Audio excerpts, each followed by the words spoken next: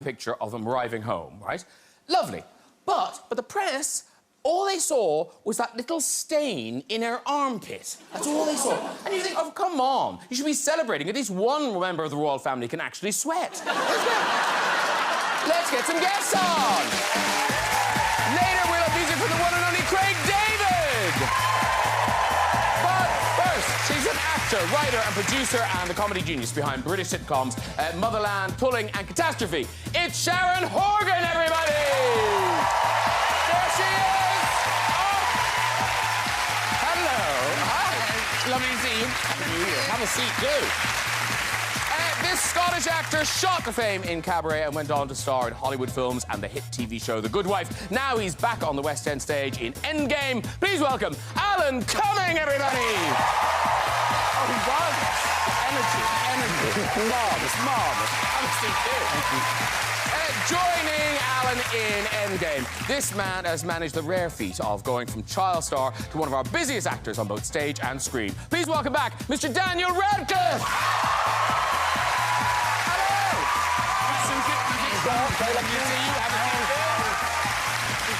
And she's not just one of our most versatile actors, she's a force of nature. Here to tell us about her latest role in the nation's favourite, called The Midwife, it's always a pleasure to welcome Miriam Margolyes!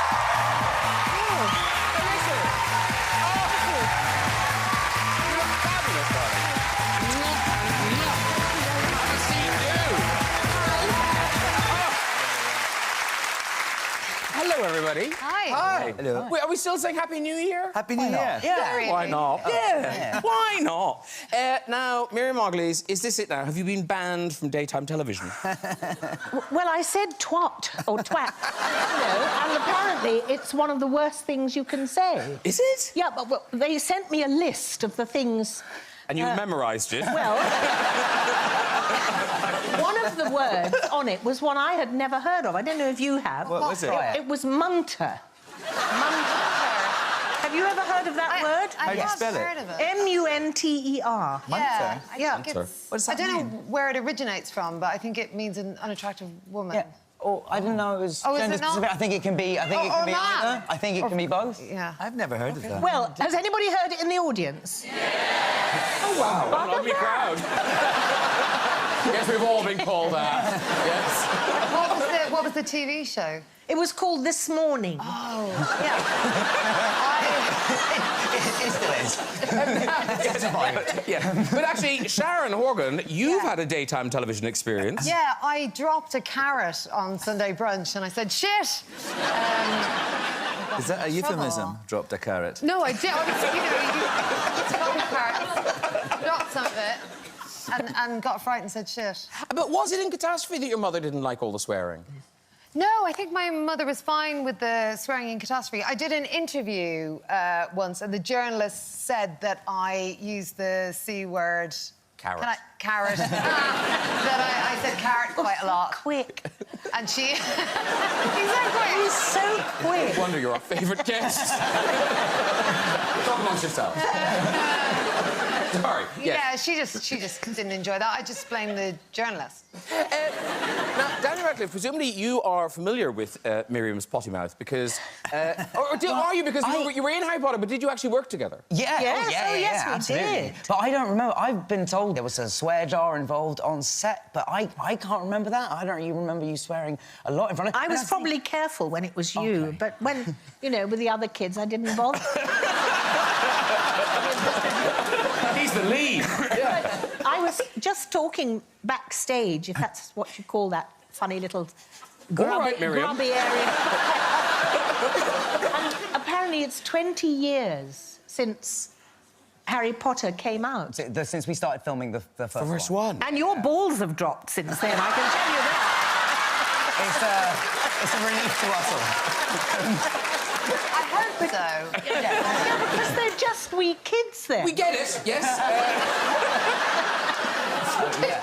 It's just, yeah. But it's interesting because Professor Sprout, which, you know, you were in the second film and the last film. Yeah, I should have been in all of them.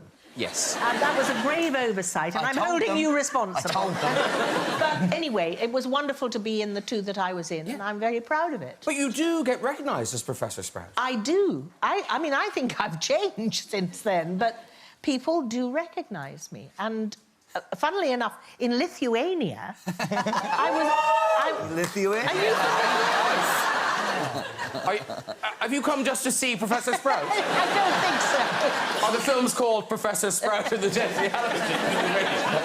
No, but I was mobbed in Lithuania. Maybe because I was Jewish, I don't know. I'm the only one there. Sorry. Stop cheering now. But I just think that's incredible. Like, you're being mobbed in Lithuania and you were Professor Sprout. Imagine being this bad. I know. What was it like? I mean, it's weird and funny, and I think the best way to see it always was like weird and funny, because you know, and it ebbs and flows, and sometimes it's in your life a lot, and sometimes it's not in terms of getting recognised. And there's been lots of very odd moments. I was chased out of a science museum in Spain, and I was just like, but it was sort of fine because everything was in Spanish there, and I couldn't understand anything inside, so it was time to leave anyway. Yes. And then, but yeah. But someone thought you were something else in New York recently. Oh yeah. You know what? Actually, this did not come up in with it. Yeah. So I did recently. So me and my girlfriend fostered a dog, and we sort of got our friends to adopt it. This isn't unnecessary for the story. There's a dog with me. I was on the street with this dog, and my girlfriend was in the shop, and so and it was very cold. And I got my hoodie and my fleece hoodie, and then a big coat over that. And the dog was really cold, so I was like, oh, I'll just kneel by you and like stroke you and like try and keep you warm.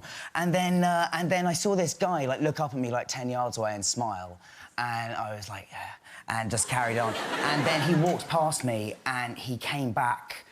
Like, got about 5 steps past me, and then just reappeared with a $5 bill over my shoulder and just went, "Get yourself a coffee, mate."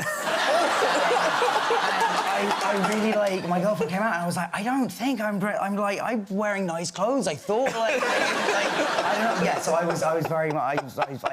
that was a wake-up call. Apparently, I have to maybe, you know... Was your dog on a string? No. I do maintain, because the person that owns the dog has also been mistaken for a homeless person with this dog. I think the dog just looks very cold and sweet and vulnerable. Don't blame the dog. No, I know. But yeah, the dog looks cold. You know, just shivers and just little and hungry. Yeah. And, No, they are weird, the big franchises, because Alan Cumming, you did do the X-Men one. Yes, I was in that. And I believe, didn't you say at some point, I will never do... Oh, there you are. That you would never do a Comic-Con. And then I did. You did do a Comic-Con. No, I did. Well, no. Since I did one, I said I'd never do another one. Oh, I see. Yeah. Oh, okay. Do you actually walk away with a suitcase full of money? Yes, you get paid in cash. You get paid in cash. So I did one called. I'd never done it before, and I did one that was called Collector Mania, and the emphasis was on the mania. And I was like, all right, and it was lots of money, and it would fly me and my husband over. I saw friends in London, la la la. But then, guess where it was? A shopping mall in Milton Keynes. and how many people? Like, well, it was lots. There was like a Hobbit next to me. There was a Star Wars person next to me. There still is. I'm sorry. And I met the real Uhura, the original Uhura, and there was the Chewbacca. Uhura? Yes. Uhura, you know. Star Trek. Uhura. And, Can you understand what he's saying? Because your accent is really strong. So sorry, I can't understand you. I know. That is... I'm going to talk like you now. Oh, yeah. He left England to get away from that kind of thing. But I remember when you didn't have such a strong accent. What? No, honestly. Where? In America. Well, I was maybe doing an American accent. Ah, that might be. You were. Like, was it acting? But it's fascinating, isn't it? Don't you think? Me? Because yes. you're Irish, you're Scottish, you're English, and I'm posh.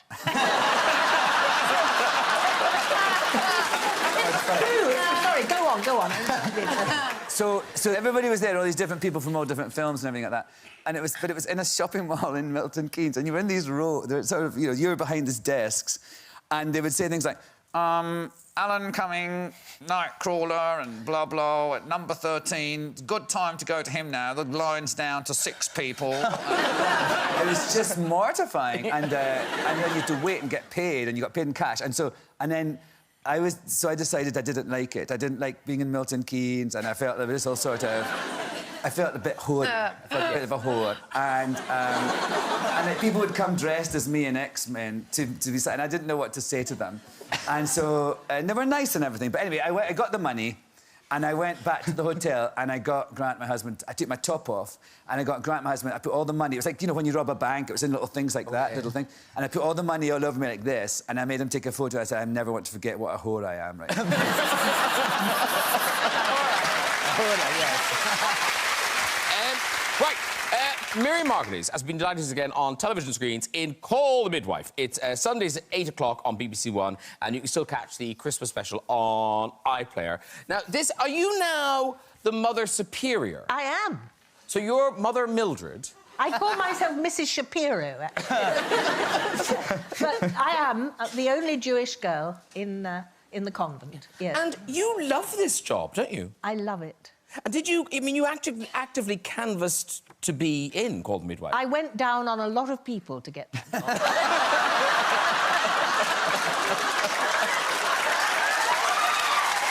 Time well spent. Not true. They all got out from under. They're like, stop, OK. Stop.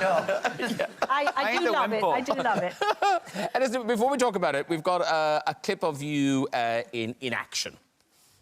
Is she well? She is in distress, as you might imagine. And the infant?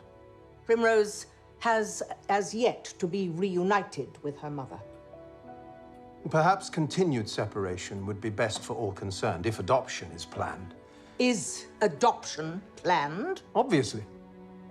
She cannot keep the child. She fears she cannot keep the child. I suspect her desires conflict with what she thinks is possible. You just informed me she placed her in a dustbin. Brenda is a broken woman, Father Duncombe. She has always been a broken woman. She had a history of mental illness before she came to us. That does not mean she is devoid of feeling.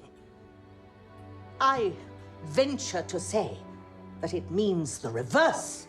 Oh, yeah. I've never actually seen that before, because I don't watch myself. Oh. And now I know why.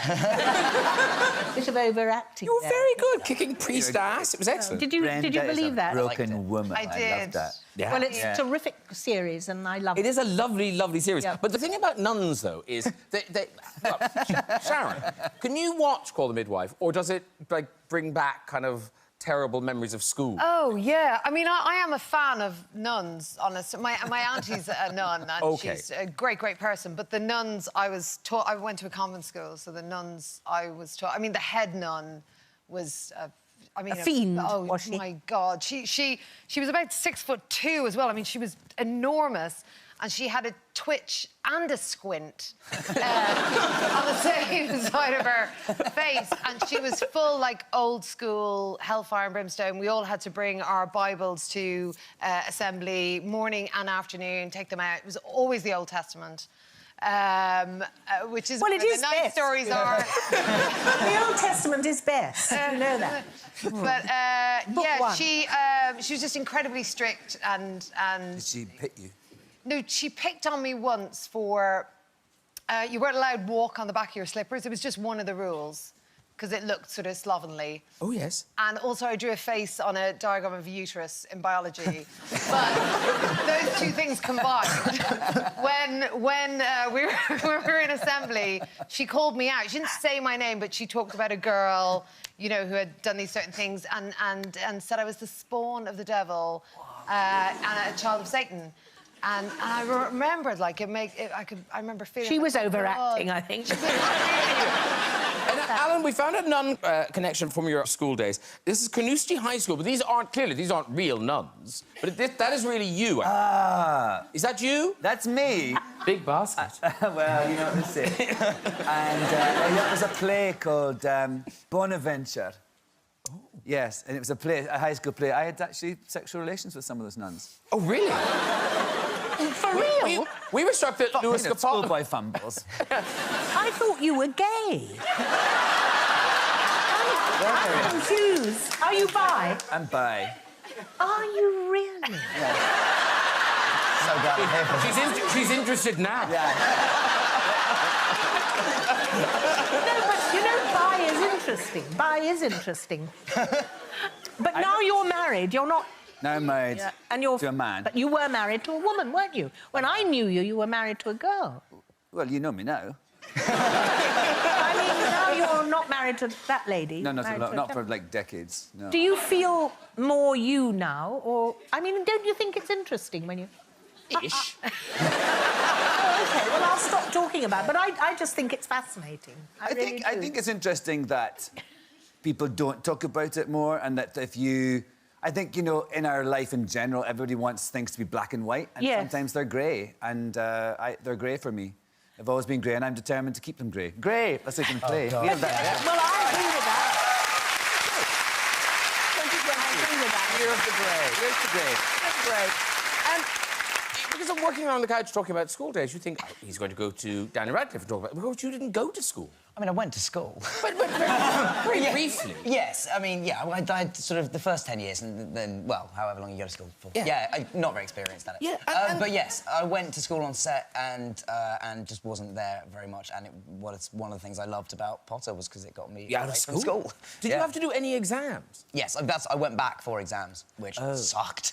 So you didn't do exams? On you had to set, go back no, to you an have actual to go back school? to my actual school. And they must have just hated you when you showed up. I think so. Yeah. Harry fucking Potter's back. Yes, I mean, yes, a lot of it. I think I was also probably, you know, prick. I was a 14-year-old teenager, so on some level they were probably being, and I probably was as well. But yeah, it wasn't. And did they make you go all the way? Do you have to do A-levels and things? I dropped out. I stopped after AS level, so I stopped at 17. Oh. And You haven't got any A-levels, sorry. Haven't you got any A-levels? I've got AS levels if they count. What does that mean? They don't count. You do AS when you're 17. Hey, can I say hi to my daughter Ivy, who's doing her GCSE mock? It's not a radio show. We'll all say it. We'll all say it. Shout-outs. I promised her. Good luck, Sive. This must Yeah, be it. good luck, good luck. Tweet about that. It's not in. It's never going to be on telly. Yeah. We don't care. Good luck. Good luck to her. I don't actually care. So good luck. Good luck. So, we've got no school photographs of Daniel Radcliffe, and I'm so sorry. I never thought we'd be doing this again. But viewers won't let it go. The Daniel Radcliffe time traveller thing, right? And now, it is bizarre. So now, there's all the old ones we used to have. I think that was the first one we ever showed. There's a thing that happens when I come on this show where that people sort of dredge the internet and have found photographs of people that look like me throughout time, and turns out there's a lot of them. Oh my God, that's quite a good one. Yes. So that's that one's uncanny. Some of them, that's rubbish. Had, right? That's quite. Actually, that is quite good, I suppose. Yes, that's good. That's quite good. That's ridiculous. Yeah. Oh, look, there you are as a nun. There you go.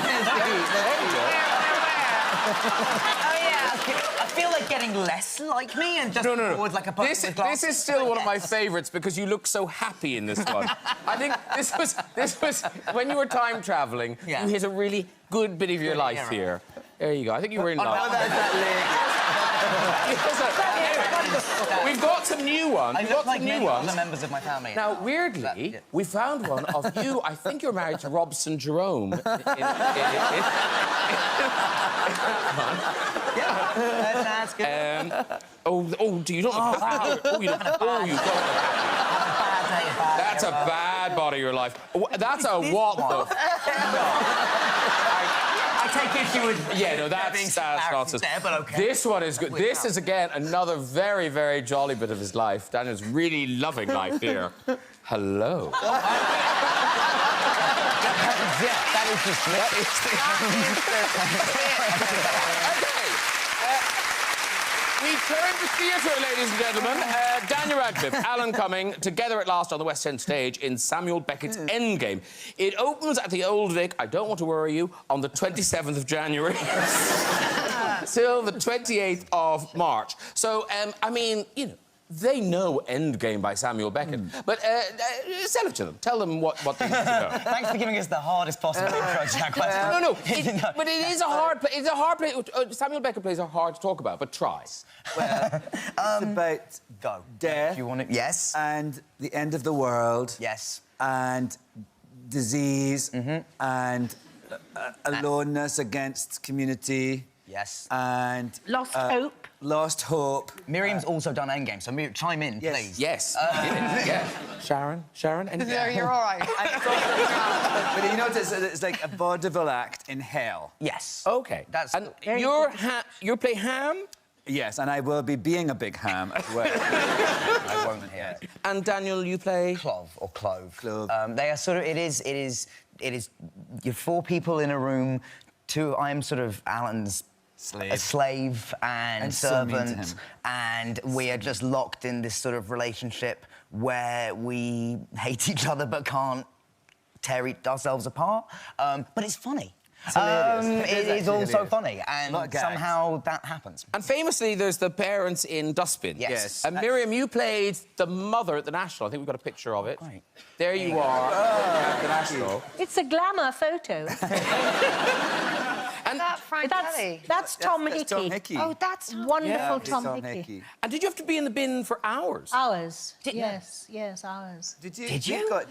We've got what do you call them now? Not the dustbins, the ones that the trolley bins. Like We have wheelie trolley bins. bins. Oh, A wheelie bit. Oh, Jane oh. Rex is being you. peel him while I actually. Did you have to... Wait, you didn't have to stay in the whole... Surely they had Not a the track whole or- thing. No, we could go up and down. Okay. But Good. it was very tiring, No, yeah. actually. It Does really it have was. a pedal? Is it like a pedal bin? No. That's what someone once said about my foreskin. Oh, really? I just remembered. Have you got a foreskin? The makeup lady. Of course you are, that's right. Yeah. Have you got a foreskin? Loads of them. I collect them. Well, you know, there's that cream now that you can get. That's they make. Because foreskin. Can I just say, that shout out to your daughter's in.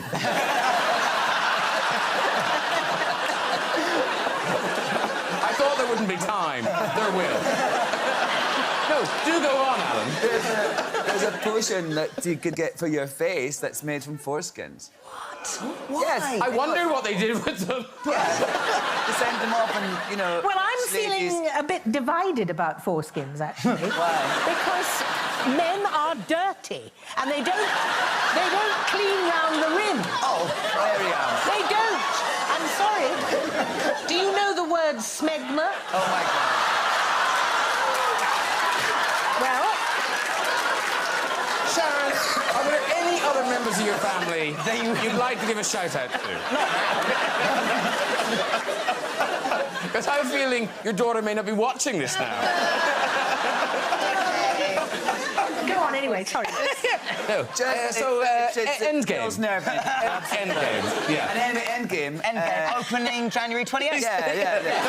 27th. 27th. Yeah. It's a wonderful play. Wonderful play. It's a Wonderful great, play. Yes. Really great. I know what I want to ask. You posted this picture on something. What are you doing here? This is to do with the play, right? I was yes. In the play, I'm blind and I'm in a chair throughout it, and so they're doing this thing where I have little withered legs over the edge of the chair. So that was that atrophied leg. So that's a cast that they took of my real legs to attach the spindly legs to, and I was just pretending I was in some sort of model pose. It's beautiful. I am definitely going to come and see it now. See the little legs. Atrophied Kind legs. of like crossing my legs, crossing my withered legs. Oh, that's good. But it really is a great the way. play. Yeah. And it's a great test of being an actor to be able to do No that. pressure, Miriam Margolyes. No, I have total confidence in both of you. You're wonderful actors. Thank you. Foreskin or not. We both get foreskins, haven't we? Oh, you can. And I'm talking about theatre. God.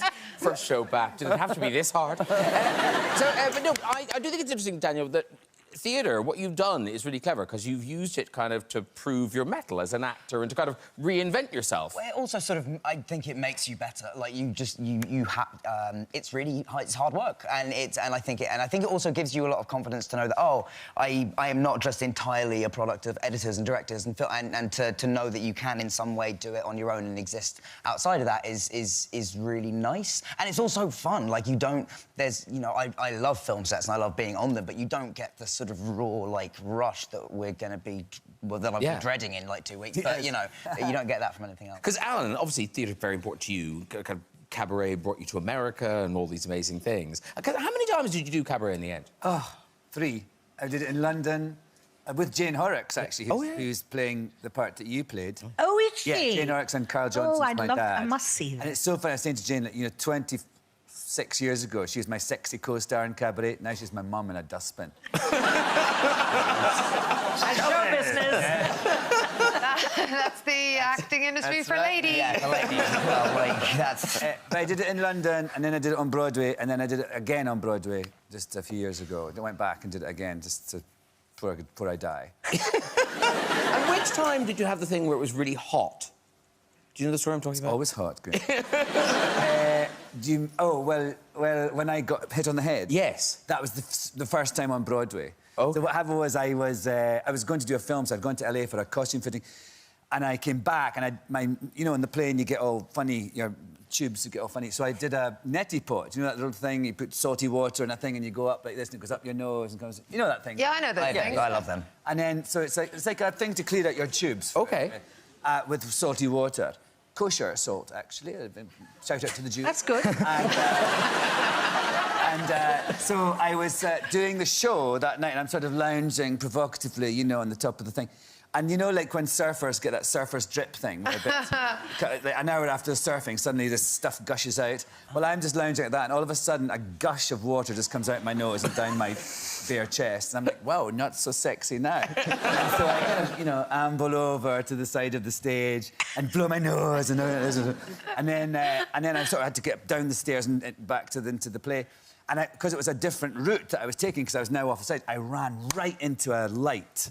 A big, huge light, and it went... I made this huge divot in my head, and then for the rest of the first half, I was getting more and more woozy, and I'd go to open a door in my hand, I couldn't find the handle, and I'd be like, Sonny Bones, like this. and then what was hilarious is at the interval, I collapsed, and I went up to my dressing room and collapsed, and the stage manager came up to my room and stood over me like this and went, Alan, do you think you'll be able to do the second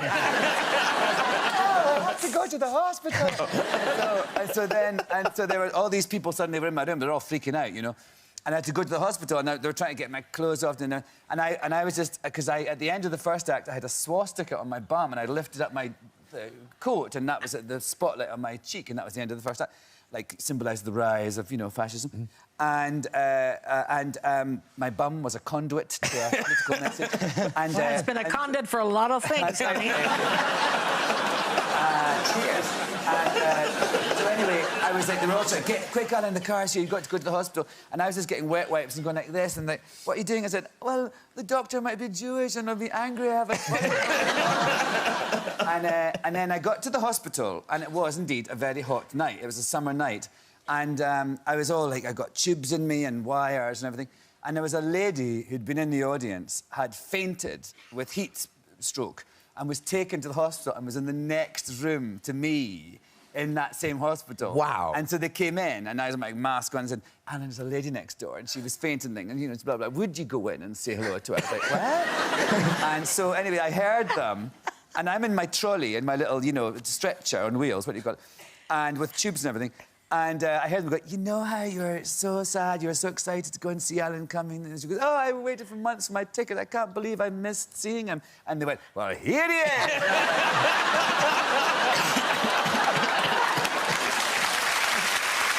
Lovely song.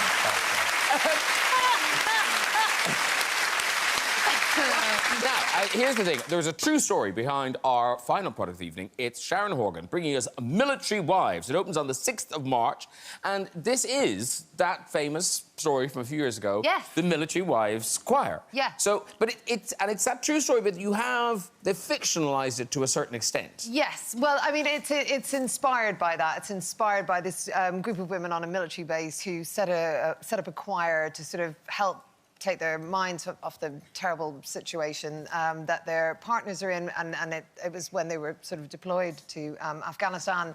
But in the real thing, the documentary, Gareth Malone turned up. So him out the story. Oh. So he's not in it. It's myself and Kristen Scott Thomas. We're the characters. You're working with her? Yeah. What's she like? She's so great. I've always disliked her. Is she nice? She's great. I don't know her. No, you know, it's she's, just from she's sort of almost as mad as you. Like, well, I mean, sometimes Foreskin, anyone? And Brilliant crack. And are you and Christian, are you based on real people, or are you kind of amalgamation of people?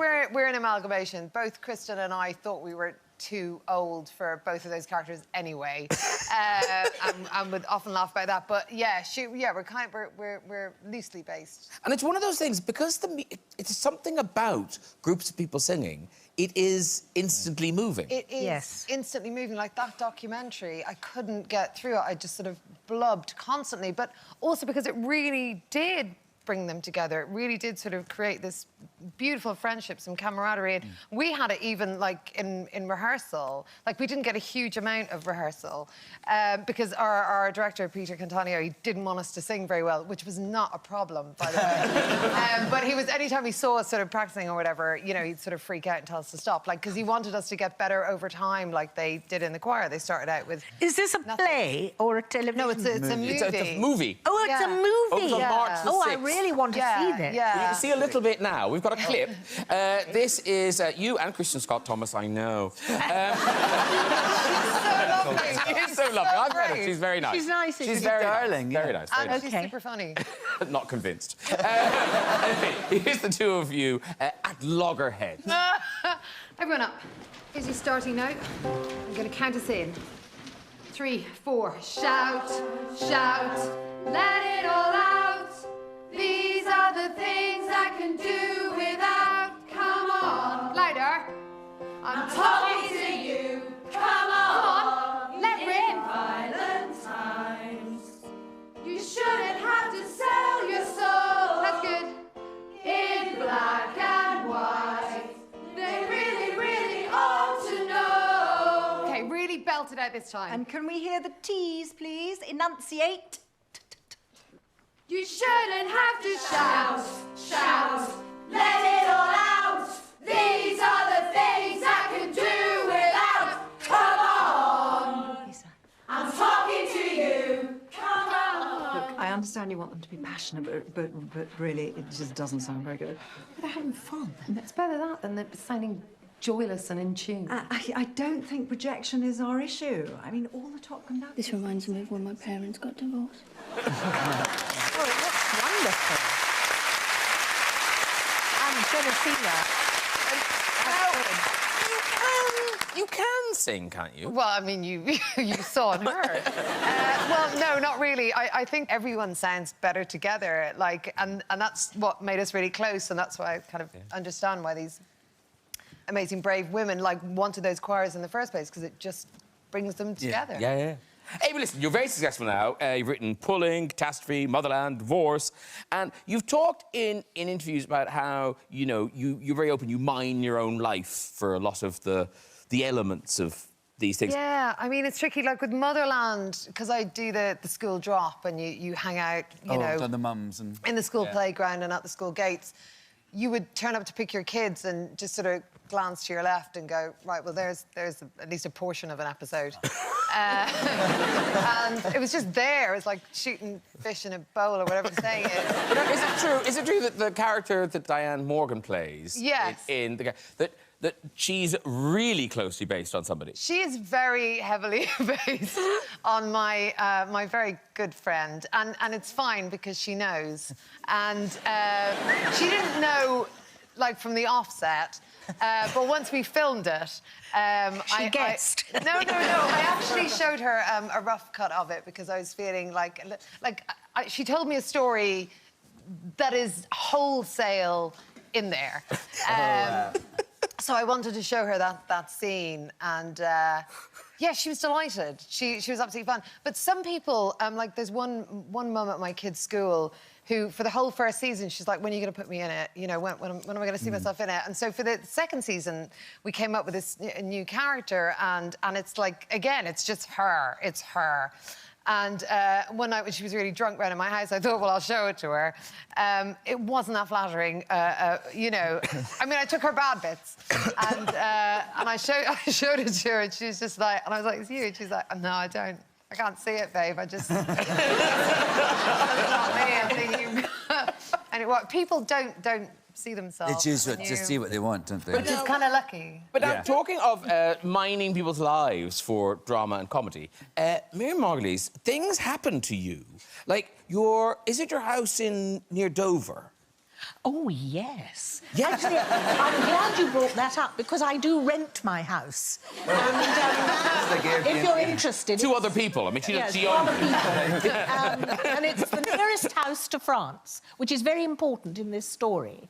And it's £425 a week, and it sleeps 6 people for 7 nights. It's clean. Is there a cleaner? Yes, yes. Anyway, one day I got a call from the police, and they said, are you the owner of the gun emplacement? And I said, yes. And they said, are you aware that it's been used as a drop for criminals to get rid of their drugs, or, you know, it's a drug drop. I believe that's the phrase. And I said, well, of course I didn't know. What do you mean? And they said, well, people have rented it. They were a gang from Liverpool, I think.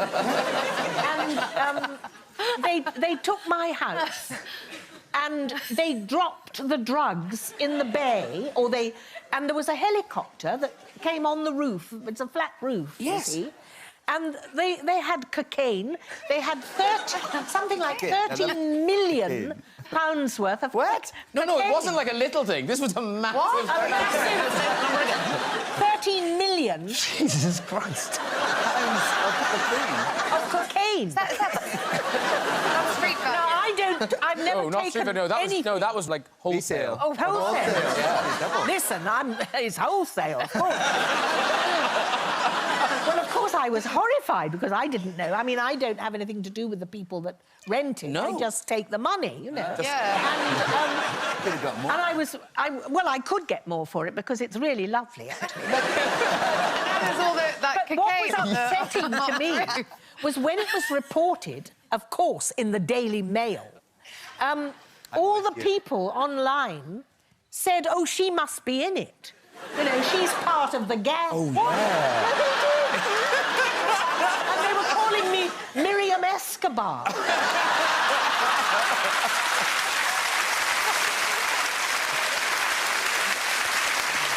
forget that.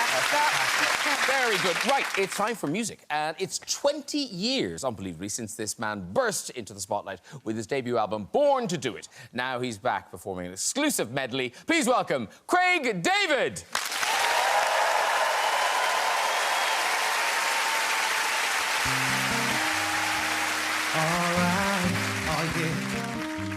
Let me break it on down. I was checking this girl next door when her parents went out. She phoned, say, hey, boy, come on right around. So when I got the door, you were standing with a bottle of red wine, ready to pour, dressed in a long black satin, lace to the floor, saying, why were you creeping around late last night? Why could I see 2 shadows moving in your bedroom light? Now you're dressed in black. When I left, you were dressed in white. Can you fill me in? Calls diverted to answer phone. Red wine bottle, half the contents gone. Midnight return, jacuzzi turned on. Can you fill me in? Yeah, yeah. You know what? Well, I got something to say. Yeah. It's Craig David, it's 7 days, so check it out. Yeah. On my way to see my friends who lived a couple blocks away from me. As I walked through the subway, it must have been about 3:15. In front of me stood a beautiful honey with a beautiful body. She asked me for the time. I said I could stir her name and 6-digit number and a date with me tomorrow at 9. Did she decline? No. Didn't she mind? I don't think so. Was it for real? Damn sure. What was the deal? A pretty girl is 24. So was she keen? She couldn't wait. Cinnamon queen, she let me update. What did she say? She said she loved to rendezvous. She asked me what we were gonna do. So stop at a bottle of Moet for till Monday. Took her for a drink on Tuesday. We were making love by Wednesday. And on Thursday and Friday and Saturday we chilled on Sunday. I met this girl on Monday.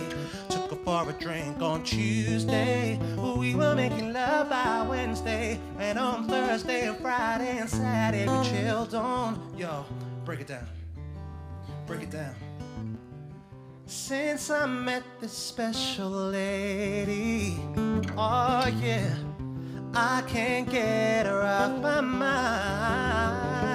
She's one of a kind, and I ain't about to deny it. It's a special kind of thing with you. Yo, you know what? Some of them I hate, some of them I love this. Some of them I hold the mic, are hopeless. Some of them I chat, some of them I try this. So I just take no notice when I write, but like this. Jump around in my Adidas. Craig David, R&B vocalist, Karma, what wicked and Chris. Just give me that microphone, with a brand and flavor to bring it on. So I can lace a song with a remix. Come on. Keeping it real, that's what I say. Singing a lyrical display. Big shout to the piece from around my way. My friends, my family, and all the no-makers. Monday, took her for a drink on Tuesday. We were making love by Wednesday. And on Thursday and Friday and Saturday. On Saturday.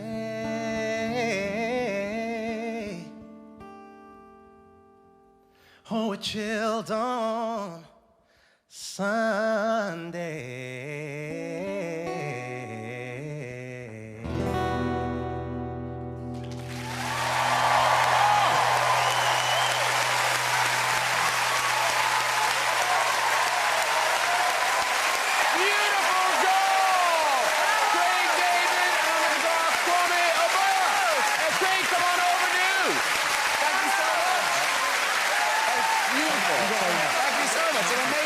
Come on over.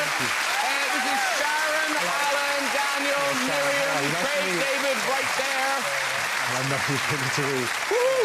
Nice to meet you. Now, have a seat, do. Craig, David, thank you so much for that. It's a pleasure, thank you. Lovely. And that was, I mean, it's extraordinary. That was 20 years ago. Yeah, I know. Those are the first 2 singles, weren't they? Yeah, we Rewind and then we had Film Me in 7 Days, but it feels like only yesterday, it really does. Yeah, well, it does, listening to them, it does, actually, because they really stand up. Yeah, and you know, I feel very fortunate that over the 20 years to have like the fans who've been there from the first time round, and then seeing They're still alive. They're still alive and kicking. They're kind of, but then seeing the older brother and sisters coming through, and then seeing the younger generation. So I've got this wide demographic of people. But also, it's funny you say that thing the first time round, because you did that thing, you burst onto the music scene, you know, and like pop stars do, you burnt really brightly, and then as these things do, you know, it drifted away. You went off to Miami, and we kind of knew you were in Miami, and and then when you came back, you were so instantly cool again. Like, which it was like the world decided, Craig David, cool again. I mean, how did that happen? Do you know what it was? I mean, Miami was, it was great for me for the period of time I was there. And I was throwing a house party there, which was... But in your house? In my house.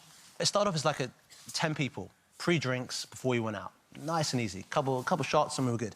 And then it kind of word of mouth spread and people were like, oh, can I come to TS5? And they were texting their mates, can I come to TS5? And then it just sort of built to the point where I was playing to like nearly 100 people in my home, which was, you think it was strange, but actually it was, everyone respected it like it was my home. But there was a moment where I remember we'd had a couple of drinks anyway, and I'm playing my music, I'm on the mic, everyone's having a good time, drinks on tap, food there. I look over and I'm like, I swear there's Leonardo DiCaprio over there. Is that Leonardo over there? And I'm like, that can't be. It must be the drink getting me a little bit waved. So I just carried on, like, playing. Thought nothing of it. The following day, they said, did you see when Leonardo was in your house? I was like, no, I thought it was the drinks. I was looking. It was just crazy to go from, like, 10 people were my mates to Leonardo DiCaprio. Yeah, coming through. So It's so weird. So you ran a house party, and in a way, Alan, you've done a sort of house party, but turned it into a thing. Sort of. Like, I had a dressing room. I used to have a party in my dressing room, and I called it Club Cumming. And... That's his surname. And that's my surname, thank you. And then now I actually have a bar in New York called Club Cumming. It's a cabaret bar. You've been, haven't you? I have, but you haven't had Leonardo DiCaprio, but you have had big names at it. Yes. Yeah. Drop them. Yes, drop them. Well, I think the story you're referring to is one time when Adele and Jennifer Lawrence came, and they were having a good time. And they went downstairs, and there was a drag queen on that night hosting a thing. And they went downstairs into the basement, the very unglamorous basement where the dancers get changed and the drag queens do things. And it's all crates of beer and things and that. And they were down there, and there's a video of Jennifer Lawrence getting her makeup done by a drag queen. And as she's doing this, Adele, we both had a few, and Adele comes around the corner and goes, she's the fucking face of Dior.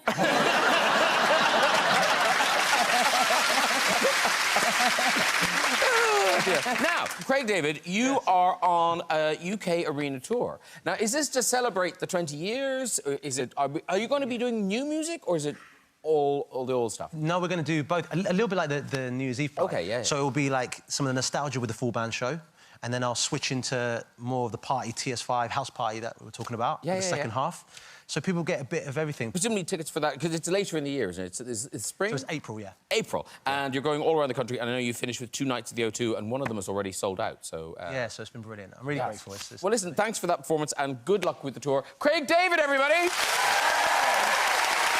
Beautiful. Really lovely. That's it for tonight. We don't have time for the red chairs, I'm afraid. Please say a huge thank you to all my guests. Craig David! Sharon Horgan! Alan Cumming!